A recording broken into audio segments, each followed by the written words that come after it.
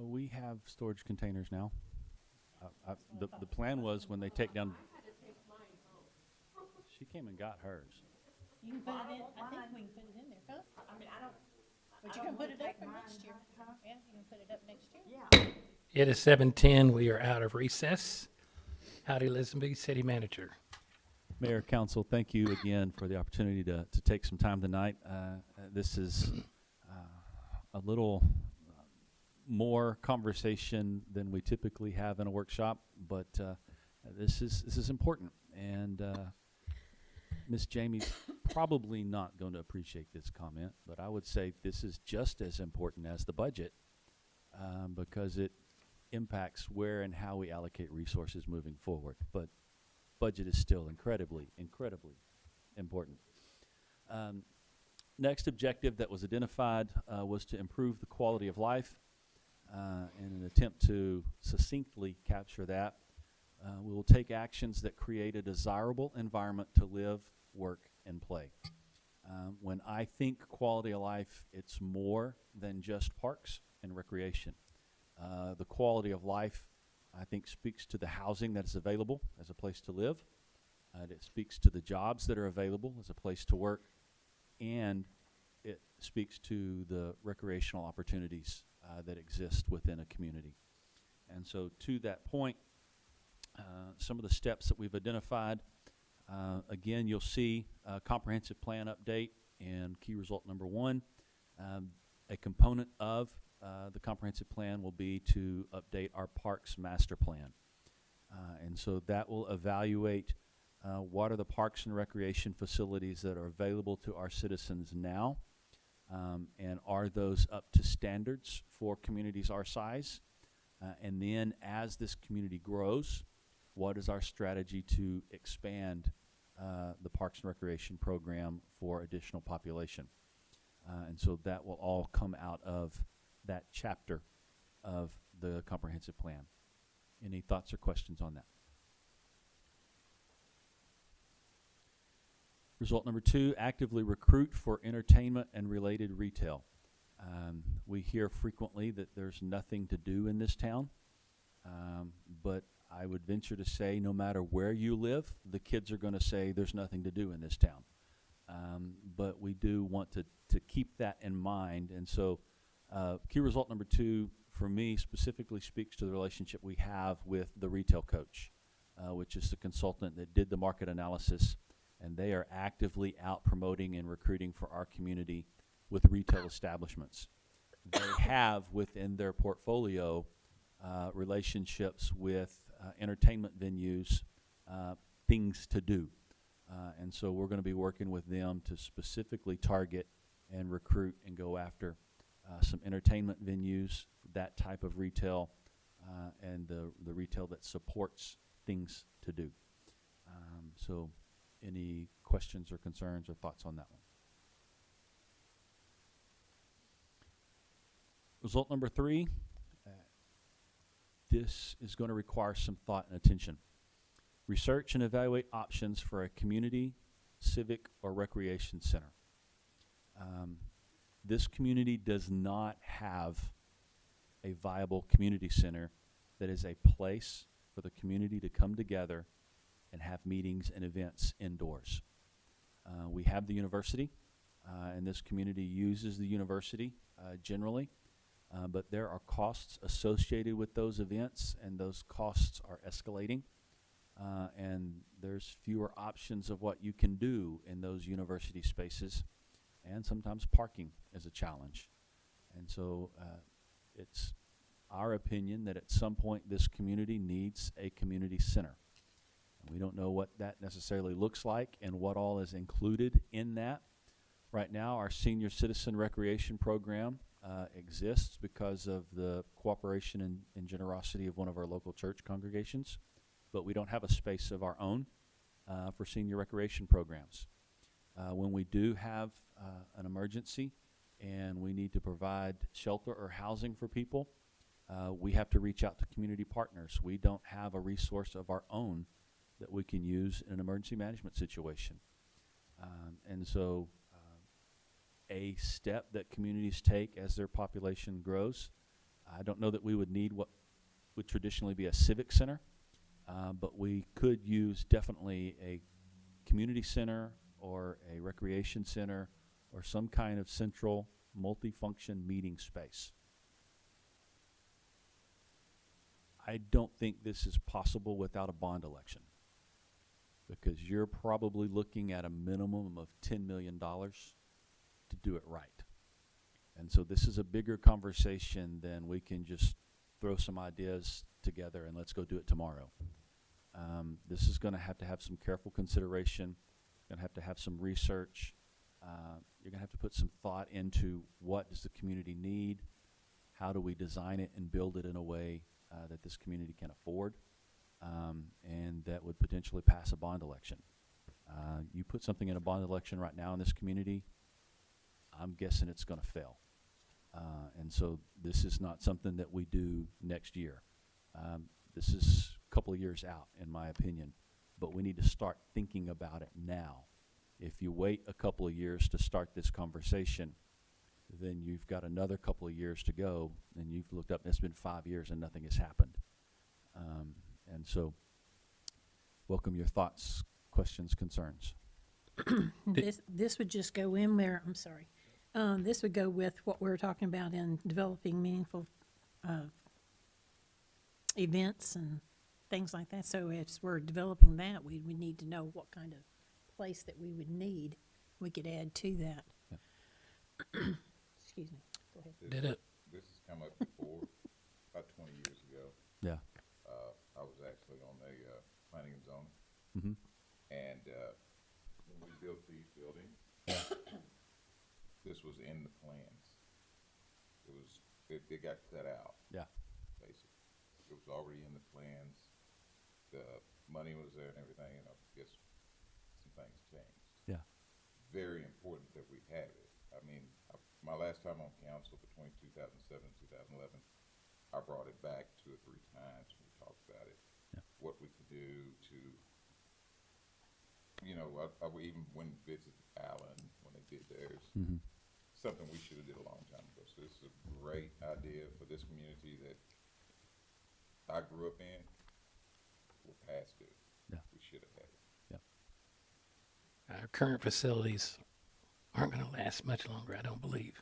No, they're not. Didn't Greenville recently pass a bond election for a community center? Any They're doing a big rec center. stats Yeah. on that? Do you know the amount of the bond and the physical size or anything on I what think it they're? was 60 million. I don't know off the top of my head. 60. It was substantial. Yeah. Okay. Well, But it's got a lot tied to it. if all you want is a meeting space, that's easy to accomplish. But I think the community needs more than just a meeting space. I've had this is a very preliminary conversation, so I don't want to insinuate that the ISD is committed to anything. But when I've discussed with Charlie Alderman, their superintendent, when the middle school moves out of the current facility and into the new middle school, there's been conversation about moving ISD administration into the current middle school. If that happens, there is a lot of unused space at that middle school that could be used to benefit the community in terms of meeting spaces, community spaces. There's things that you could do with that facility that would be an easy way to create space for the community to do things. But it's not a space designed specifically for that intent, so you're using a facility in a way that maybe it wasn't designed and intended. It's functional, but I don't know that that flows with the direction and the identity this community wants. And so I think there needs to be careful consideration into what the facility needs to be and how it needs to serve this community, and then put a realistic budget together.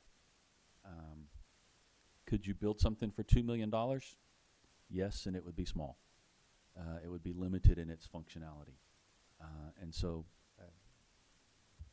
I think you realistically need to be looking at $8 to $10 million for something like this to serve this community now and into the future. We were looking at $3.5 million 20 years ago. Yeah. I know I've been a part of a couple churches that have really done it well when they had a space that supported all the sports needs, but it also had very low pile carpet. You could roll chairs and tables in and make a nice Yeah. meeting space and pull the goals up Yeah. out of the way. Lots of options to multiple uses in a common space. And if the city sees in the next whatever years that we're making progress in all these different areas, they're, I would think, more likely to pass a bond election. I mean, and the population growing and so forth. To me, it comes down to trust. Does the community trust this organization with their money to do and serve in reasonable ways? You And earn trust by doing. we have to earn that trust. I also think it speaks to the strategy of what we do with tax rates over the next couple of years. And so this is a conversation that is extensive.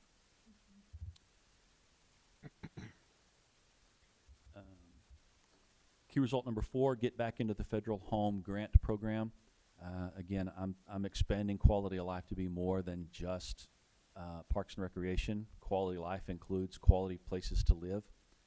The federal home grant is available to our community, and we will begin the process of joining that here in January and February. It'll take 3 months to get back into the program. It'll take another couple of months, so you're probably talking second half of this calendar year. We could realistically be in the home program and have options available to local homeowners within our community to improve the housing and where they live.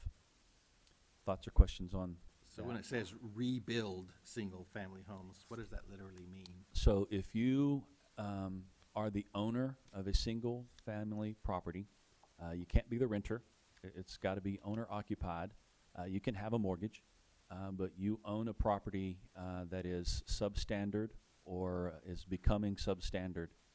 You can qualify for federal funding in which they'll tear down your existing home, build you a new $150,000 price range house, and you'll get a new house. Is it 5 years? You have to sign a 5-year contract that you will occupy that house for 5 years. And at the end of 5 years, you own the house. No mortgage. No. Wow. And so it's a very substantial program. It's hard to qualify. I mean, there's some things you've got to do to qualify, but when used effectively, you can really make some impact for families in your community. Commerce used to participate in the home grant and walked away from it, I would assume because of funding concerns, but I think it's going to be something that is definitely essential for our community.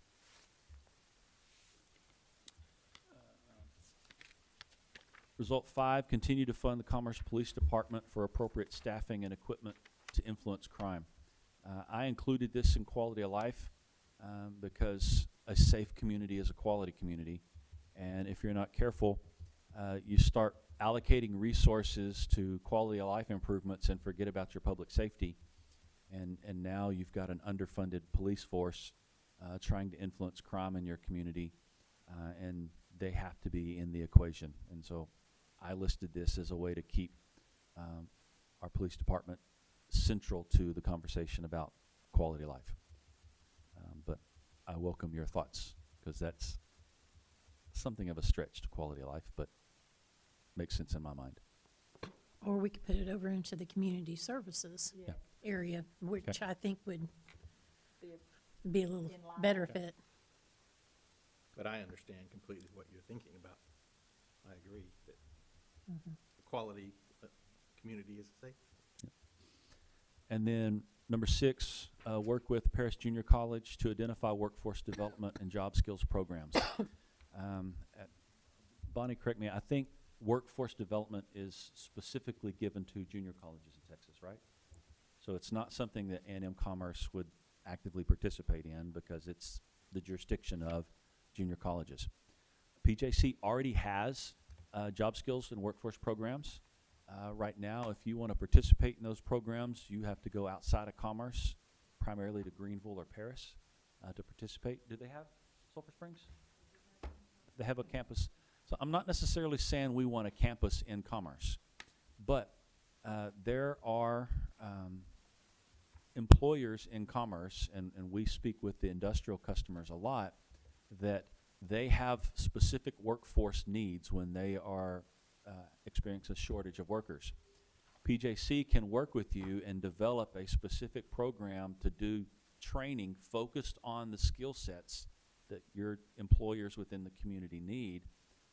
And so this is intended for us to have conversations with the industrial customers, identify where the skills gaps are, and then see if we can get a class or a program come to Commerce to give workers the opportunity, or find a way to make it convenient for workers to improve their skill set, which then improves their job opportunities. I think quality of life includes a meaningful job, and growing your skill set is something that we can partner with PJC on and potentially see some gains. And so that was the intent of this line. Thoughts, questions? I know PJC tailored a program for L3, Yeah. which has been very successful. Don't they also have that small business training, or that group that can go in? Small Business Development Center. Yeah, development center, so that could be something that we could look at too. Before we move on from quality of life, any thoughts, questions, additions?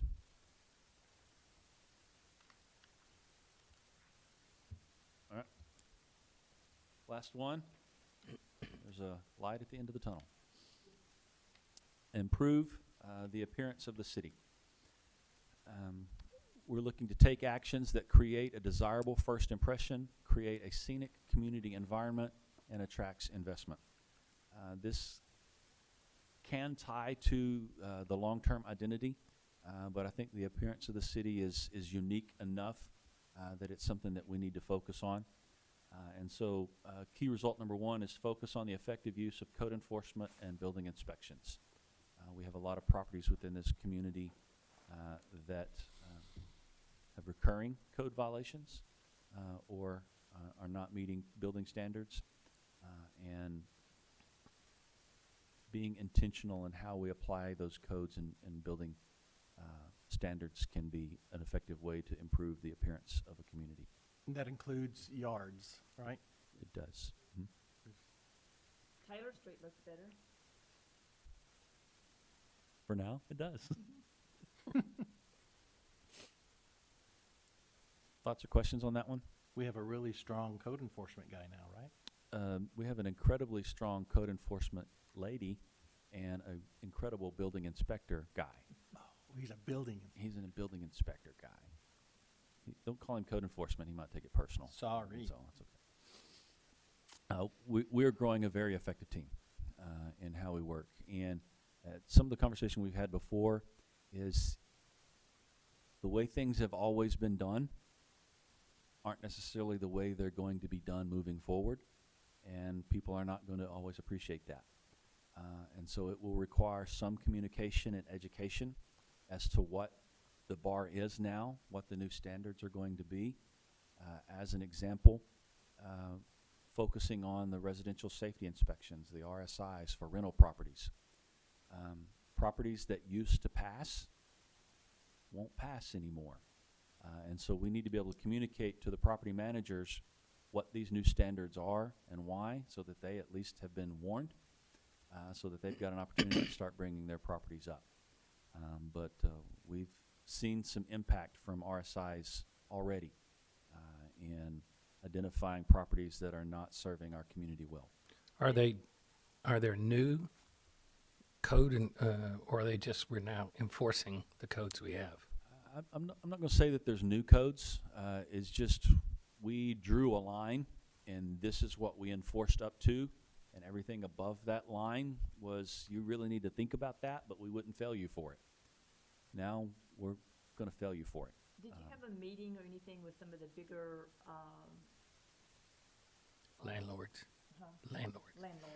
We have not had a meeting specific to that cause yet. I've had some conversations with landlords but we haven't called a formal meeting yet. Are they responsive? They're responsive. They don't They're like it. responding. I noticed that the Commerce Inn is open again. Partially. We're still working with them. There's a difference between responsive and responding. All right. Result number 2, I am admittedly going to kick a hornet's nest, but I think it's a conversation that we need to look at. Research vacant building registration ordinances. This has been something that can be done in Texas. It's been around for a while, and it's growing in communities that are beginning to take this on. It is not popular, and the primary reason being is that if you're a property owner and you have a building and it is vacant by choice, and you're leaving it vacant either because you don't want to or you don't have the means to make improvements to it, you leave it vacant. But the reality is those vacant properties present a risk to the neighbors and the neighborhoods around them. Data and research shows that vacant properties have an increased risk for crime. They have an increased risk for health nuisance conditions, and vacant buildings over time become substandard buildings, which then require a whole nother level of attention and investment. And so a vacant building ordinance creates a situation in which property owners that have vacant buildings, I'm not talking vacant lots right now, I'm talking vacant buildings, they have to register that building with the city.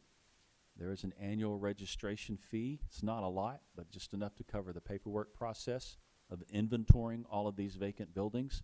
But then there is an annual inspection. Those inspection fees cover the cost to inspect so that we can go in at least annually, more frequently if the council decides, so that we can see what is the condition of those properties, that we can make sure that those properties are not presenting health and safety risks to the neighbors in the neighborhoods. And when they do present risks, we are able to identify and remediate those. It's not popular because people that own those properties, they haven't been doing anything with them for a reason. And now all of a sudden, they're going to have to choose. Keep doing nothing and pay some fees and deal with inspections, or do something with it. But communities have found that it can be an effective way to move vacant properties into either a higher standard of care or actually get them improved and occupied and beneficially used. People that feel Does that strong. include homes, or is it just commercial? Vacant buildings. Buildings, It okay. can be residential, it can be commercial, it can be industrial. Some cities will focus just on a historic downtown district. Other communities do it community-wide. But one of the realities within our community, if you want to start impacting the appearance of the community, is impact the proliferation of vacant buildings. The market right now may not support investing and put a business in there. That's fine. But that vacant building needs to at least be maintained to a standard that it is not creating a risk to its neighbors and its neighborhood. And a provision could also be the requirement of carrying insurance on those vacant buildings. Because if something happens to that building, it again is a risk. And You know, of any insurance is- cities that are doing this and how successful it has been? Paris does it. I haven't talked to Paris yet to see how successful it is for them. All the major communities in Texas do it now. Many of the communities in and around the Metroplex do it. Paris is the closest one. But I haven't started that conversation with them because I wanted to see if this is a hornet's nest you are even willing to kick in the first place. We need to do it. Absolutely, it's I'm- the root of the problem. I In a way. agree, but I'm concerned about the quantity of staff you have to make this Do you have happen. any idea how many you're talking about? A lot. It's I do one not. thing to inspect, but when you're going to do this for 100 buildings, Yeah. that's a lot But of we time. have a strong building inspector. We have a Who very strong needs to only work 9 to 10 hours a day. Well, That's part of the research. It's definitely, we need to evaluate cities that have done it effectively, how did they do it, and then what is the impact to our community. It's part of the research, definitely. I mean, it's nothing else if we had to even just start downtown, because if one of these they all bump. Yep. Or, as we can see in our vacant lots. Yeah, Happens before. that's happened in this community, Mhm. in the history of this community. Couple more, research city gateway improvements we've already talked about, in terms of, identity. It can also be used to improve the appearance, so I'm not gonna rehash that one. And then result number 4, it may be, it's not even passive aggressive anymore, it's just aggressive. To deal with the Live Oak Apartments at 2224 Live Oak Street. The gentleman that owns that now, I've had a number of conversations with him, I think now going back over the last year and a half. He is supposed to be presenting me a site plan in February that would include demolition and removal of all the existing buildings, scrape it to the ground and start over. That's his plan right now. And if he is serious and capable of accomplishing that, then I think there's some things the city can do to incentivize that, to make it happen. But if he just keeps talking about it and never doing it, then we need to take a hard look at what our enforcement options are going to be, to either get it out of his hands or get something done. Because you can't have an honest conversation about the appearance of this community without talking about that property. And it is time to stop talking and start doing at some form or fashion. And so I welcome your thoughts or concerns. Not on that, but you did bring up about vacant lots. I mean, is there a way that we can identify who owns the vacant lots? And then start seeing about trying to get them to move forward? Because there's several in my community right now that when those homes burned or whatever, they've sat vacant Right. for If 20 somebody's some odd paying the years. taxes on them, then we can Mhm. track down who that is. Okay. If no one is paying the taxes on them, then we do a tax foreclosure. And we just Is enforce there a it. way we could put that into our plan somewhere? Can definitely write that in. Because if you'll look when you drive down Park Street, there are several empty lots. Correct. Well, and one of the things that this opens up to us, speaking of our strong building inspector, he and I have had a couple of conversations. We won't name any landlords in this meeting, but there are a handful of landlords that have properties, residential properties all over the community that they just use for storage. Well, storage is not an approved land use in a residential neighborhood. And if we do a vacant building registration, we now have the opportunity to identify and inspect, and then we find uses that are not consistent with the neighborhood, then we have enforcement tools that we can use there as well. How soon can we get started? On charity, start on charity. Taylor. Any other thoughts or questions on improving the appearance of the city? All right, next steps. We are hopefully winding down. Based on the conversations tonight, we've got a couple of tweaks and changes to make. Is there any other additions, deletions, changes that you would find effective? Because where we wrap this up, we're then going to create a document that is presentable to the public and then have a series of town hall meetings. And so right now, we're looking at February the 6th. That's a Tuesday. Would normally be a council workshop. We're going to convert it to a town hall meeting, either at Mount Moriah or First Baptist. We haven't locked those down yet. February 13th would be a town hall meeting.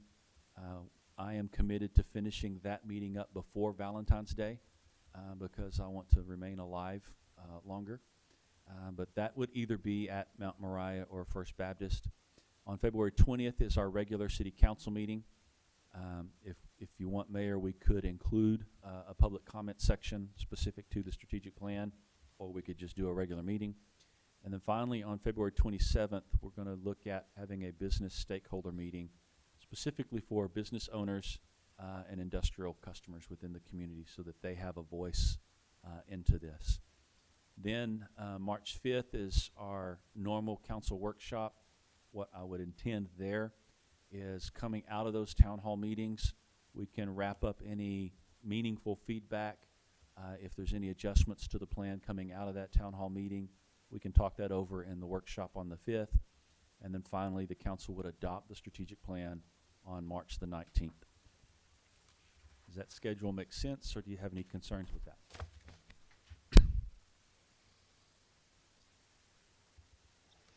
Pretty aggressive.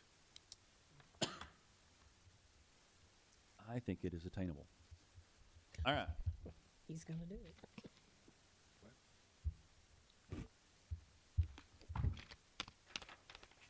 Last point of conversation, I didn't hand anything out because I didn't want you reading ahead.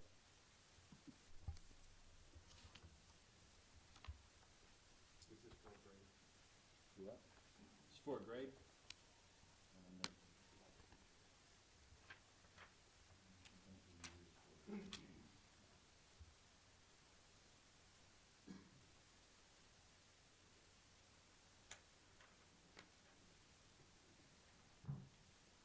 A strategic plan is only as good as the team that implements it. And so if we are going to have a community, an organization, a team that can implement and sustain the efforts that we're talking about in a strategic plan, then it is my responsibility to make sure that we have the right team and the best team available to implement this strategic plan. The other thing that I will say, and people are going to try to read into this stuff that's not there. As a leader within this organization, it is my responsibility to create an organization that can serve this community with or without me. Too many small communities, sometimes it's because of resources, but they leverage all of the leadership responsibility into one position, and then the organization can't sustain a high level of service unless the right person is in that seat. I submit we need a team, not a person, that implements this well. And so we have a team right now that I believe is highly qualified and highly effective. However, we almost lost it. Was it a week ago? 2 weeks ago? You know you have a really good team when corporate headhunters come hunting. And so a very well-known, respected headhunting firm came and approached Miss Molly and recruited her for a job opportunity with the city of Denton. To make a move from the city of Commerce to the city of Denton is an opportunity that can't be taken lightly. And through that process, the city of Denton offered Molly a job to leave Commerce and go to Denton. I talked her out of it. And there are a handful of positions that you have on a team that you find as being critical to the team's ability to perform. And I'm not deluding myself that we are always going to have team members like Molly and like Jamie and like you see behind me in this organization. But right now, where we are in the life of this organization, I still think we're 2 years away from really nailing it in the level of service that this community needs. And so I don't believe we can afford to lose a talent like Molly or like Jamie, because she has been approached by headhunters. She's had semi-serious offers that I've beaten away with a stick. And so I need to recognize that the team we have right now, I believe it's critical that we keep the team that we have right now. And so what I am proposing to do is I have asked both Molly and Jamie to give us a 2-year commitment in which they will stay with this organization for the next 2 years to help us get exactly where we need to be so that this organization is sustainable in the level of service that it provides this community. I think right now it would be several steps backwards if we lost either one of them and had to go through the process of replacing them. I think that would hurt the progress we're making in how we serve this community. So in exchange for asking for 2 years, if they're going to give us a 2-year commitment, we need to give them something in return. And so the commitment that I am making and that I'm proposing to them is to promote both of them to the position of assistant city manager. Can this organization operate without 2 assistant city managers? Yes. It is not critical to our ability to do our jobs that we have 2 assistant city managers. Is it critical to them and their careers and their next moves to be positioned with a resume that helps them launch into something, because they're both young and they both have a tremendous career ahead of them? And I want this community to be better because we're here, and I want them to be better because they're here. And so I, under the charter, have the ability to structure and move people around, but I think it would be foolish for me to make moves like this without first talking to you as a council, to get your thoughts, to get your input, to have an opportunity to answer any questions that you may have. The first question that I'll address first is, do we need 2 assistant city managers, and are we becoming top-heavy? I think that's one of the questions that will come as a response to a move like this, and my answer is no. Molly would be the assistant city manager over community services, and she would still serve as the human resources director. She would still serve as the city secretary, but have a team of people with her and under her that can help her handle some of those tasks and duties. Because if I'm going to give her a title and help her grow her career, I've got to give her exposure to some other departments and other functions within the city to grow her skill set. The same is true with Jamie. Jamie is proposed to be the assistant city manager of financial services.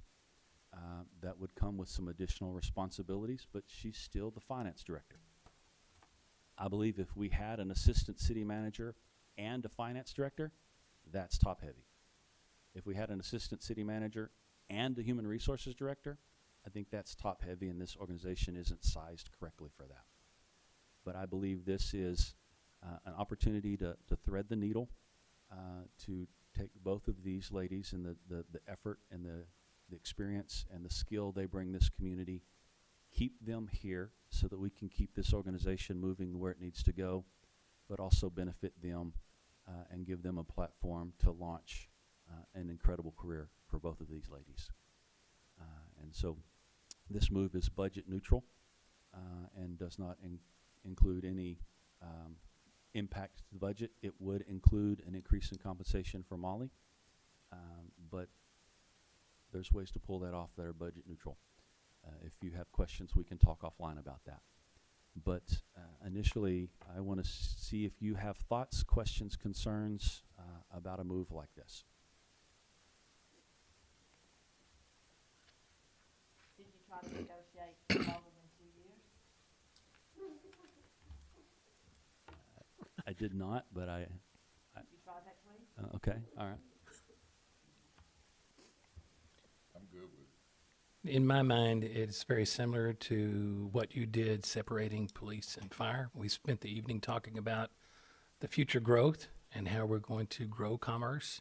It just makes sense when we separated police and fire because of that growth. This move is along that same line. Well, and it's intended to accomplish 2 things. I honestly believe that we are better able to serve this community with the team you see in front of you right now. And to lose members of that team would set us back, and I don't believe we can afford to get set back right now. And so my first priority is to serve this community, and I feel like this is the best way to do it. My second priority, and I'm not hiding it from anybody, is I want both of these ladies to have an opportunity to have an incredible career serving wherever they want to serve. I've told them both, I hope it's here, but I recognize that they have opportunities for their family that may take them away from here. And I want that opportunity to be the best opportunity that they can from the experience and the time they have with this organization. And so this is my proposal. I say this cautiously. Under the charter, I have the authority to make this move, but I would be foolish to make it without talking to you first. And so, any other thoughts or questions? So you're looking for a blessing? Do what? So you're looking for a blessing? Yeah, there's nothing to vote on. I'm, You have our blessing? I'm going to do it. I'm going to do it anyway, but Say, I he's doing it. I want to know where y'all stand. I, Stand with you. I support it. Retention is the most important thing in an organization, especially an organization that is running well. Would be a great loss. Agree completely. Any comments from the council? We need to negotiate more than 2 years. Okay, I'll work on that.